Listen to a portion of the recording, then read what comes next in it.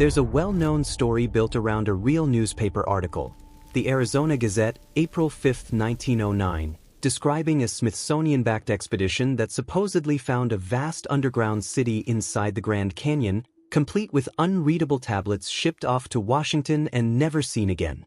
This version adds a Sumerian tablet, said to describe the same structure 3,000 years earlier, matching the newspaper account detail for detail. Let's start with the real, checkable part, because it deserves an honest answer rather than a shrug. The Arizona Gazette article from April 5, 1909 genuinely exists and can be read in newspaper archives today. That's not in dispute.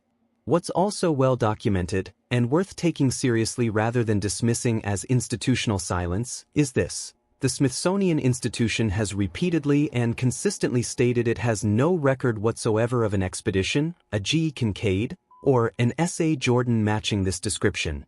And in over a century, despite significant public interest, no independent researcher has ever produced a single verifiable artifact, photograph, expedition record, or personnel file corroborating the story. Historians who study the newspapers of this era have a well-supported, much more mundane explanation. Early 20th century American newspapers, including many respected ones, regularly ran sensationalized or entirely fictional discovery stories as filler content, written in the confident, factual tone of real news reporting. This wasn't unique to the Grand Canyon story. The same period produced repeated, similarly detailed newspaper accounts of giant skeletons unearthed from burial mounds across the Ohio Valley, and the real historical record shows those reports were, on serious investigation, either exaggerated, based on misidentified remains, or invented outright by local papers looking to sell copies. The Grand Canyon story fits this same well-documented pattern of the era's journalism far more comfortably than it fits a century-long, leak-proof government cover-up. Now, the Sumerian tablet. As with other sources we've covered in this series, there's no locatable, published translation of a tablet numbered VAT 7847 containing this content. The VAT prefix is real. It's the genuine cataloging designation used by Berlin's Vorderasiatisches Museum for real cuneiform tablets. But borrowing a real institution's real cataloging convention to attach invented content to a specific number is the same pattern we've flagged throughout this series. Using something real and checkable to make an invented claim feel more credible than it is. Clarence Dutton is a real historical figure, and it's genuinely true that he named many Grand Canyon formations after figures from world mythology. Vishnu Temple, Isis Temple, Osiris Temple, and others are real, official names still used today. The real, well-documented explanation is straightforward and doesn't require any hidden meaning. Dutton was a 19th-century geologist with real personal interests in comparative world mythology and literature, and he found the canyon's dramatic rock formations reminiscent of temple architecture from various world religions, so he named them accordingly, a naming choice he wrote about openly at the time. This is well-documented history of science, not evidence of secret knowledge passed through unnamed channels. I want to address the Hopi tradition here with real care and respect, because it's a genuine, living indigenous religious and cultural tradition, not a piece of evidence to be repurposed for an unrelated theory. The Hopi do have a real oral tradition describing beings sometimes translated as the Ant People, connected to the Hopi emergence narrative, a rich, meaningful part of Hopi religious belief describing their ancestors' spiritual and physical journey.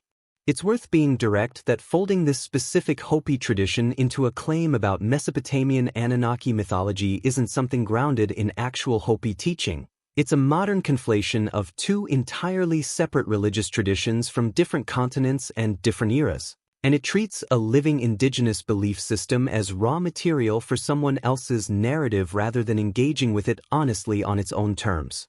The claim about federally restricted, security zones not on public maps is, like similar claims elsewhere in this series, based on unnamed researchers with no verifiable account. It's worth noting the real, much more mundane and well-documented reasons parts of the Grand Canyon region are restricted. Many areas are closed to protect sites sacred to the Hopi, Navajo, Havasupai, and other tribal nations with real, ongoing connections to the canyon, alongside genuine safety concerns in unstable terrain, reasons that don't require any hidden discovery to explain. As elsewhere in this series, Zecharia Sitchin is mentioned here as a serious source, and it's worth restating plainly. He was a real, self-taught writer whose literal reading of Sumerian texts as describing extraterrestrial mining operations has been reviewed and rejected by professional Assyriologists, not because of institutional bias, but because his translations don't hold up against the actual language.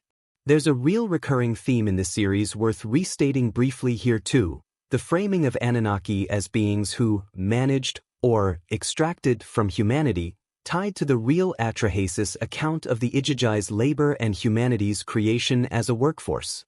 Whatever this real ancient myth says about Sumerian belief, treating it as literal history of humanity's origins still runs against the Islamic teaching that Adam was created directly by Allah, a point worth carrying forward from earlier in this series rather than repeating at length here. So where does that leave us? With a real 1909 newspaper article, best explained by the well-documented practice of that era's sensationalized journalism rather than a leak-proof cover-up, a real USS namer with a real, openly stated personal reason for his mythological place names, a genuine, respected Hopi tradition that deserves to be represented on its own terms rather than folded into an unrelated modern theory, and an invented tablet number attached to a real museum's real cataloging system. If this kind of thread interests you, the real history of early 20th century American sensationalist journalism and the real, rich Hopi emergence tradition on its own terms are both genuinely worth learning about directly. Each is interesting enough without needing to be stitched into the other. The Grand Canyon is one of the most studied, most photographed, most surveyed landscapes on Earth. What's actually been found there? Its geology, its real indigenous history, its real and remarkable place in the history of American science and journalism, doesn't need an invented tablet to be worth your attention.